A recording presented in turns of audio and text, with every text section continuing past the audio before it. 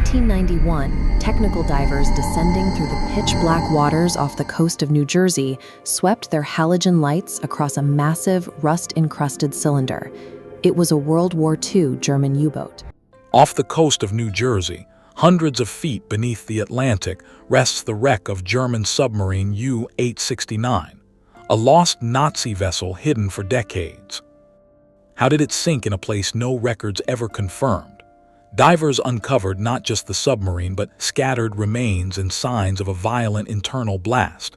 2 divers lost their lives chasing its secrets. Inside, the truth was darker. A torpedo likely malfunctioned and struck its own crew, leaving them trapped under crushing pressure with no escape. A silent nightmare still buried beneath the waves. The mysterious wreck discovery. Something unusual lurked silently on the ocean floor for decades, hidden beneath 230 ft of icy Atlantic water. A fishing captain, familiar with these waters, noticed an unexplained sonar reading at a specific set of coordinates. Unlike anything charted or recorded, this dark shape stubbornly resisted explanation. It was a shadow on the seabed nobody on official maps acknowledged, a large object no one could identify or claim. Curiosity turned into obsession when the captain mentioned the sonar blip to wreck diver Bill Nagel. Unlike many who might dismiss such a mystery, Nagel was driven to uncover the truth.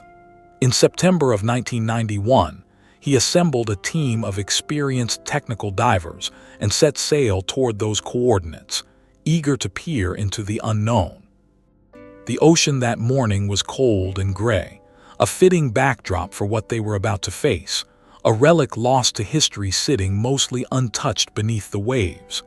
Dropping anchor, the divers measured the depth. 230 ft, a dangerous descent where light fades to black and the pressure becomes a tactile force. At this depth, nitrogen begins to dissolve into the bloodstream, dulling the senses and sabotaging decisions. Despite this, the team climbed into their gear and slipped silently into the cold depths. The ocean swallowed them, and when their eyes adjusted, a shape emerged from the dark sand. A German World War II submarine rested upright at the location. The complete vessel rested there in a position that resembled a person who had fallen asleep. Nagel, a seasoned diver who had explored many wrecks, identified every component because the tower, hull, and deck fittings clearly matched German U-boat specifications. The presence of something at that location created a situation that defied explanation.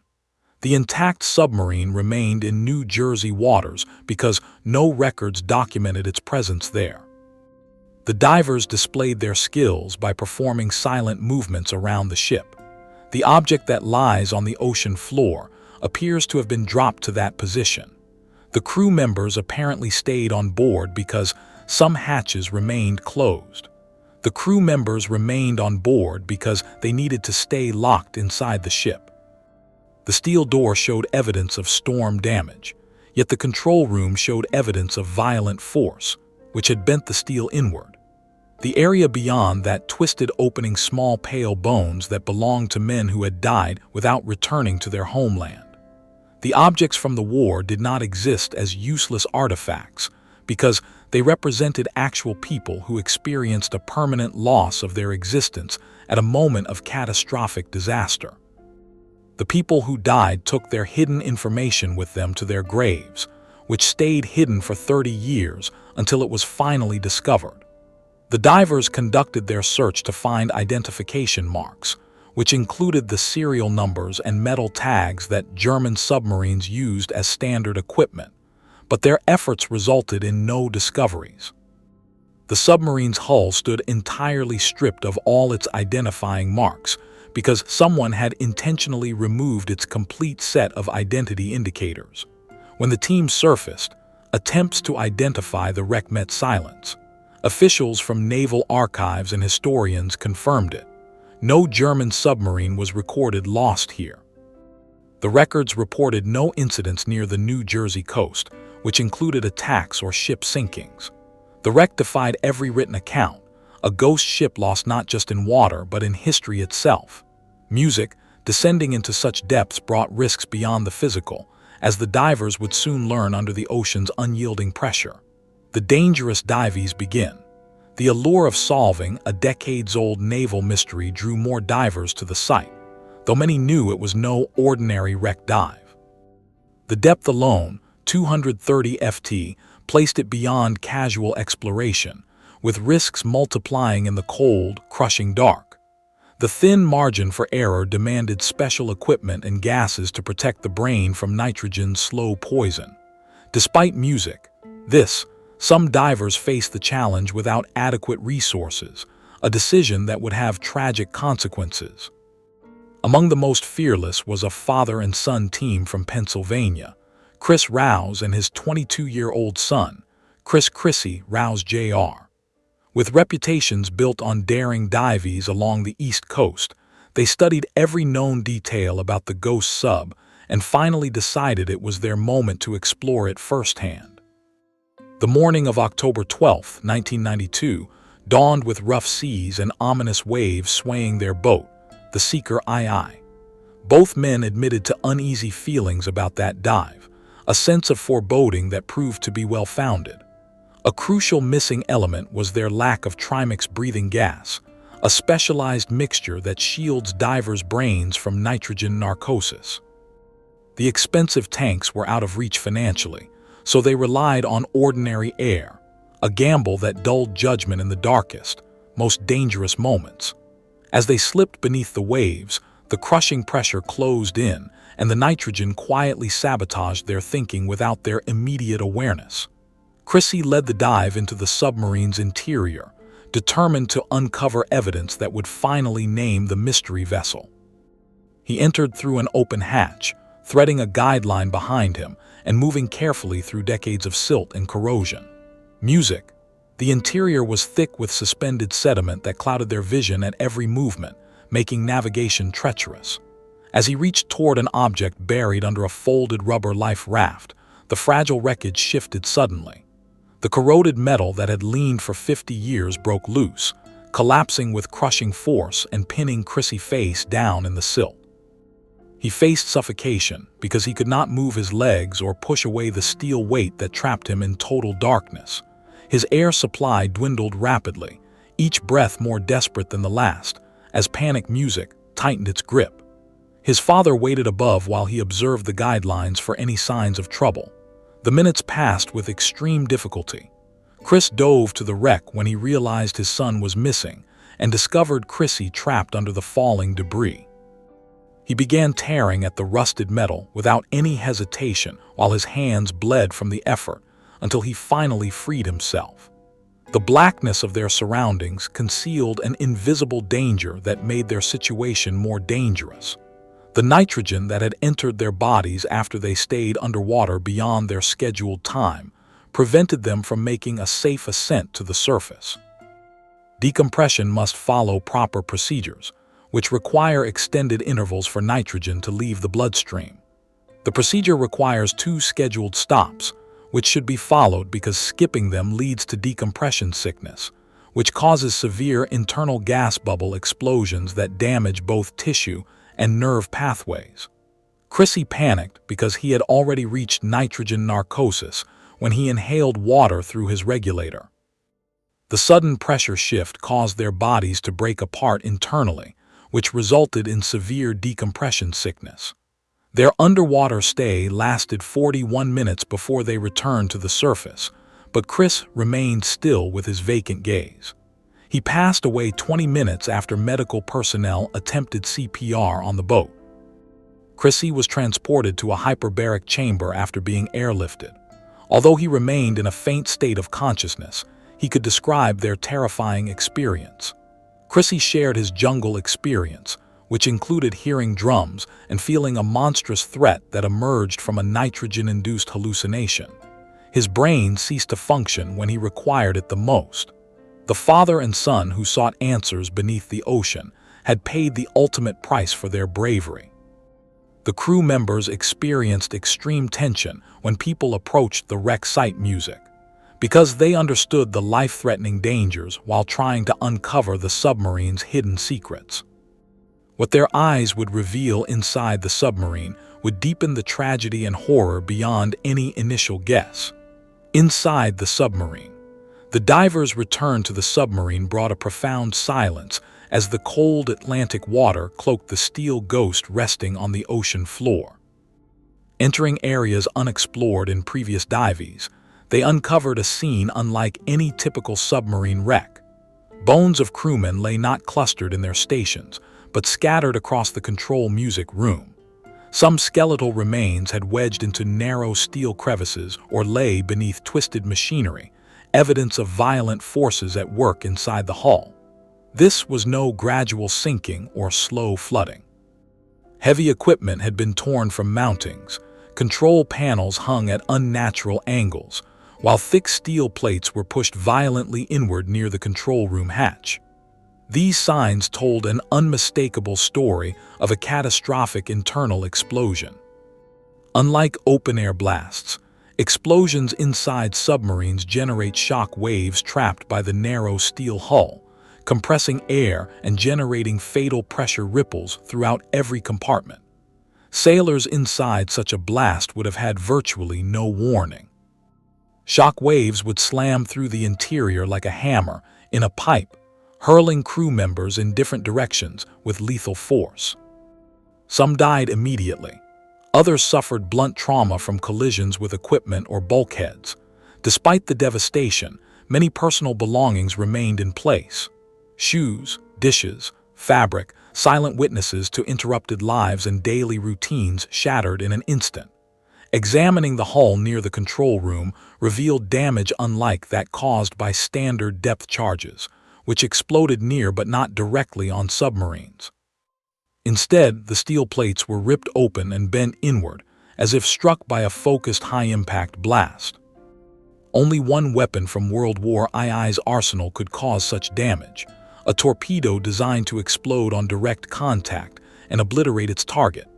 The paradox deepened when historians found no Allied records admitting to attacks in this area. No destroyer reports, aircraft strikes, or sonar contacts matched the submarine sinking off New Jersey. The official history remained silent about this stark, violent death beneath the waves. For years, the U-boat rested undisturbed, its story locked in rust and silt, waiting for someone brave enough to uncover it. In these chilling confines, the faded remains of crew members lay as mute testimony to the submarine's unknown final moments. The wreck spoke of sudden destruction, unanswered mysteries, and a crew caught in a deadly surprise. This grim scene posed urgent questions that no old Navy report had answered, setting the stage for a discovery that would finally name the submarine and reveal the nightmare that claimed it. The depths held their secrets tightly, but persistence and painstaking dives would soon bring the truth to light, changing history and the memory of 60 men forever. Missing identification and naval records. Despite careful examination, the submarine revealed a perplexing absence. Music, every serial number, identification plate, and stamped marking that should have confirmed its identity was missing. German U-boats were built with strict military standards, including tags and numbers embedded throughout equipment to facilitate later identification. The complete erasure of these markers suggested either deliberate removal or an unknown anomaly, leaving the divers with a ghost vessel stripped of official identity. With no visible clues, the Discovery team reached out to the Naval Historical Center and several military historians, hoping official archives would shed light on the mystery. Instead, they encountered a frustrating silence. No records matched a German submarine lost near the New Jersey coast. The official logs, war reports, and fleet movements made no mention of a U-boat meeting such a fate in this area during World War II. This absence of documentation deepened the enigma. If the submarine wasn't recorded as lost here, where had it gone down? Or had it even belonged to a German fleet at all? Such gaps in wartime records were rare but not unheard of, especially during the chaotic final months of the war, when movements were hastily planned and documentation sometimes incomplete. Still, the lack of any Allied attack reports, no destroyers or aircraft credited with sinking a U-boat in these waters, added to the puzzle. The East Coast wreck diving community quickly learned about the discovery, which caused extreme curiosity and guesswork. Technical divers who had developed their skills created expeditions to discover the ship's hidden knowledge and identify the underwater shape that had been observed. The wreck site displayed dangerous conditions, which required special diving skills, according to the ongoing investigations, which revealed new unsafe conditions after 2 divers died in an accident. Chris and Chrissy Rouse, a father and son team known for their underwater fearlessness and tenacity, became fascinated with the mysterious case. The family showed their dedication to ocean research when they entered dangerous waters, which mirrored their deep exploration of the wreck. The family's dive experience, which occurred in October 1992, would develop into a warning about the hazardous conditions present both at sea and throughout the shipwreck area. The wreck site exhibited an unsettling state, which indicated that a violent event had occurred, but the original crew members remained unidentified. The missing markings hint at a cover-up operation that remains currently hidden due to unknown factors. The investigation into the lost wartime operation found evidence through all elements of the scene, which included torn steel materials, scattered human remains, and missing official records. As people became more anxious, they began a search for their lost items. While the search mission fought against the problems created by time and corrosion, the diving missions presented dangerous conditions that required divers to risk their lives, but they offered opportunities to discover lost historical information while restoring the identities of historical figures who had vanished long ago. The wreck site chose to keep its secrets hidden because its identity remained concealed under multiple layers of unknown elements. The divers' persistence and courage were about to break the silence that had long guarded this sunken secret. The knife and the submarine's name. The breakthrough came through an unassuming stainless steel dinner knife found inside a drawer deep in the wreck. What made the knife extraordinary was the wooden handle, where someone had painstakingly carved a name, Henneberg. This simple personal item humanized the silent remains, echoing the life of a crew member who had lived and worked within these steel walls decades ago. John Chatterton, a diver who refused to abandon the wreck despite its deadly reputation, took the knife to the Naval Archives in search of Karl Heinrich Henneberg. Records confirmed that Henneberg had served on a German submarine named U-869. However, official histories complicated the picture by placing U-869 sinking thousands of miles away near Gibraltar, a far cry from the New Jersey coast beneath which the wreck lay. Skepticism remained among historians. They argued the knife might belong to Henneberg from a transfer to another boat, or simply a misplaced artifact from incomplete wartime records. Much was missing from the closing months of the war, leaving room for uncertainty. Despite this, the knife was a crucial piece of evidence, a tangible link between the wreck and an identity previously lost in the fog of history. Chatterton and fellow diver Richie Kohler continued their relentless explorations, fueled by the hope that more clues awaited in the depths.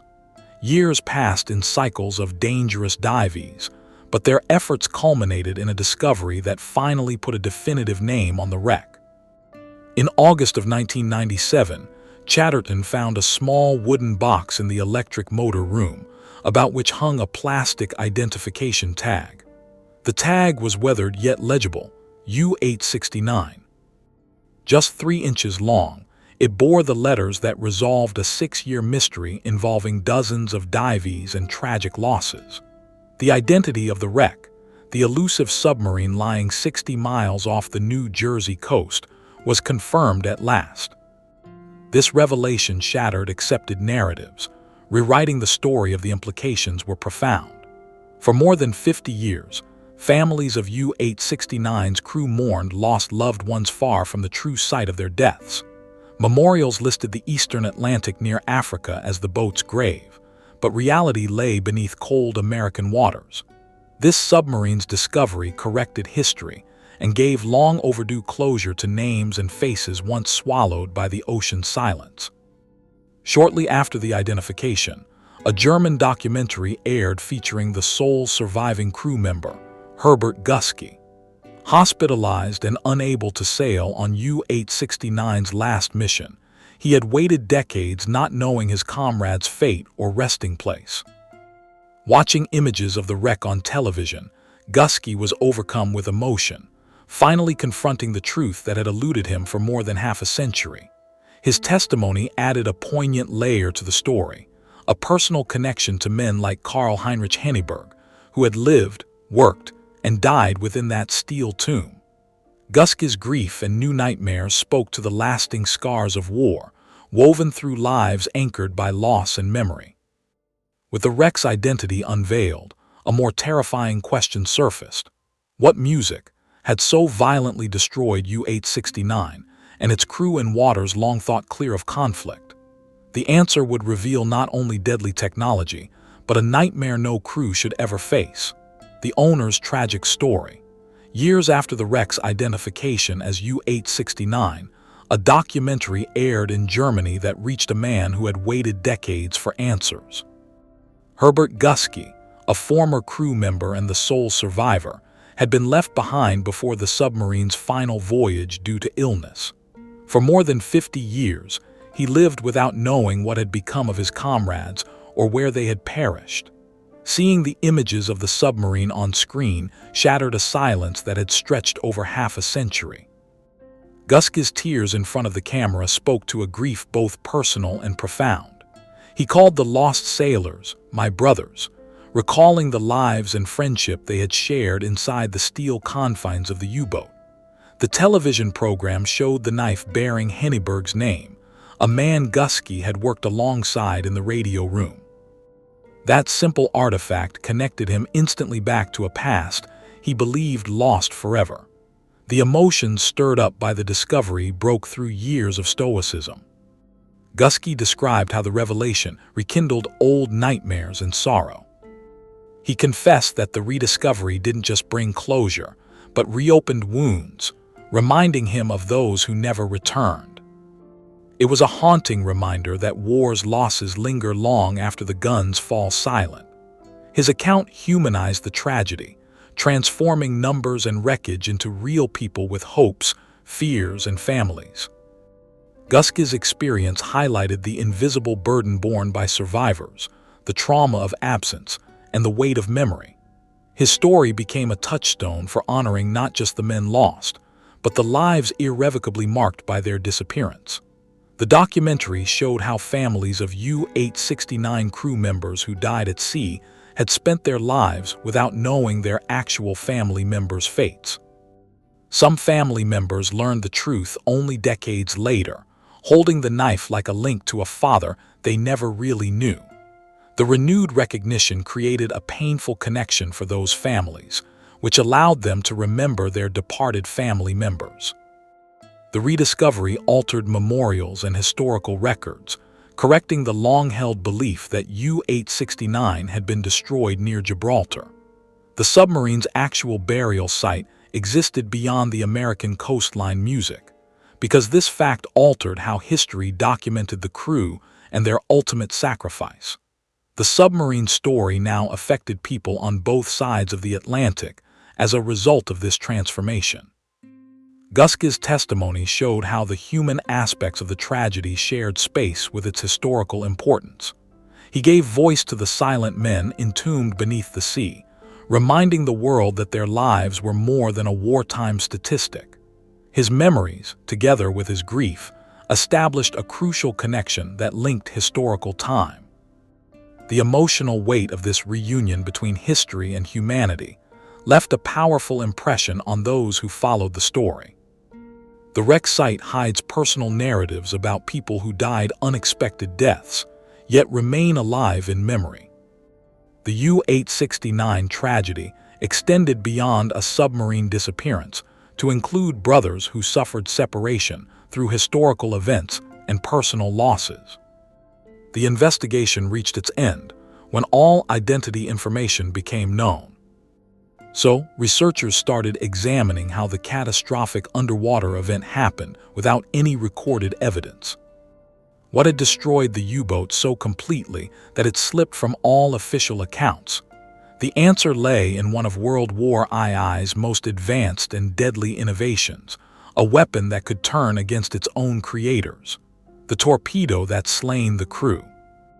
Late in World War, Germany deployed a deadly new weapon, the T-5 Zonkernig acoustic homing torpedo. Designed to track the loudest engine noises underwater, it could chase down enemy ships with deadly precision, adjusting its course to follow the sound. This innovation represented one of the most advanced torpedo systems in the war, offering a terrifying advantage against Allied convoys. On paper, the T-5 was brilliant. It could follow targets even if they attempted evasive maneuvers, relentlessly pursuing the loudest propeller sounds. Yet beneath its effectiveness lay a fatal flaw. If it lost its target or malfunctioned after launch, it didn't simply stop. Instead, the torpedo began circling, continuing to seek the loudest noise in its environment. In the quiet music vastness of the Atlantic, with no enemy vessels nearby, the loudest sound was often the one that had fired it, the submarine itself. This gruesome design flaw had already caused disaster before. In 1944, the American submarine USS Intrepid was destroyed when one of its own T-5 torpedoes looped back and exploded inside its torpedo music room, slaying nearly the entire crew within seconds. The commanding officer survived, confirming the horrific accident. The damage seen on U-869 matched this nightmare scenario precisely. The torn metal around the control room indicated a direct, concentrated explosion, consistent with a torpedo impact rather than the broad pressure crush of a depth charge. Naval weapons experts who studied the wreck's photos and evidence concluded the U-boat had likely fired a T-5 acoustic torpedo at a target and witnessed its deadliest failure, the torpedo returning and striking the submarine itself without warning. The crew had effectively built the weapon music that destroyed them. They loaded it, aimed it, and fired, only to have it turn back in a deadly game of underwater hunter and hunted. The horror of this revelation twisted the tragedy into something darker and more inexplicable. But the destruction of the U-boat was not the end of the nightmare. The explosion obliterated the forward compartments instantly, flooding them within seconds. However, watertight doors sealed off the rear sections, leaving some crew members alive in the engine room and aft spaces. These men would have felt the blast and heard the catastrophic noise, but the submarine's steep descent left them trapped in darkness with no escape. They faced a grim reality. Escape at that depth without specialized equipment was impossible. The pressure at 230 ft of seawater would slay any unprotected person trying to open a hatch in mere seconds. With no chance for rescue and air sealed inside their compartments, these men may have survived for hours, sitting in silence, fully aware of their fate. The haunting image of young sailors, many barely more than boys, waiting out their final hours in a steel tomb beneath the Atlantic adds a somber human layer to the wreck. Their voices lost to history, their story remains encoded in rust, silt, and scattered bones. The story of U-869 is not only about technology and warfare, but about the raw human cost beneath the waves. The final hours below. The explosion that tore through U-869's control room was catastrophic, but it did not slay every crew member instantly. The watertight doors held firm, sealing off the engine room, aft quarters, and other rear compartments from the flood rushing into the forward sections. Inside these isolated spaces, some men survived the blast, trapped in an ever-darkening steel tomb sinking slowly toward the ocean floor. Those trapped crew members would have felt the violent shockwave reverberate through the submarine before the deafening silence of the final descent settled music in.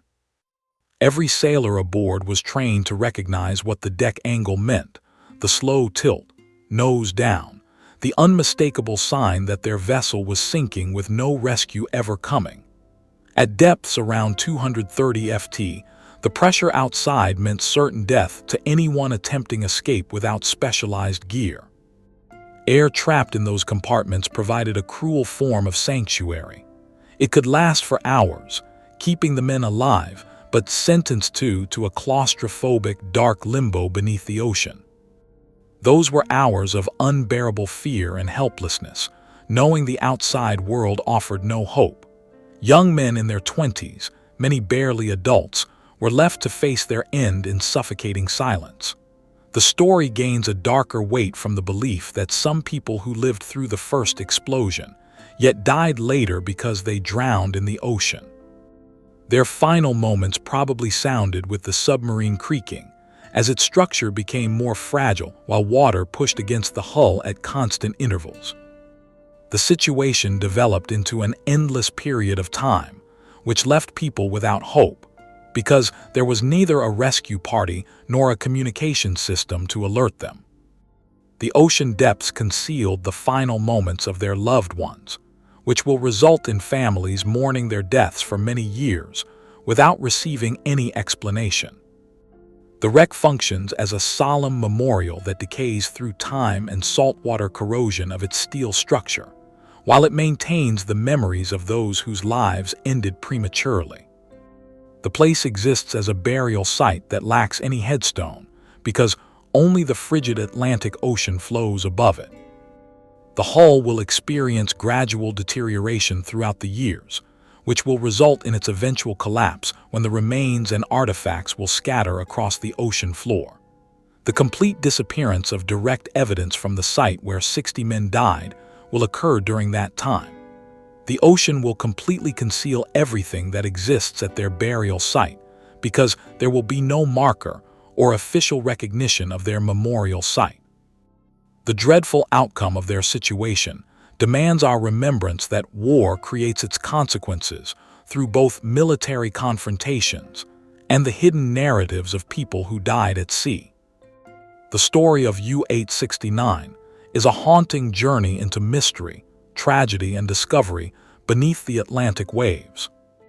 It teaches us the cost of war beyond the battlefield and the bravery of those who dive into danger to uncover forgotten history. If you found this story gripping, please like this video and subscribe for more deep dives into the world's most incredible mysteries. And don't miss the next story waiting for you on screen, because it uncovers another chapter just as chilling.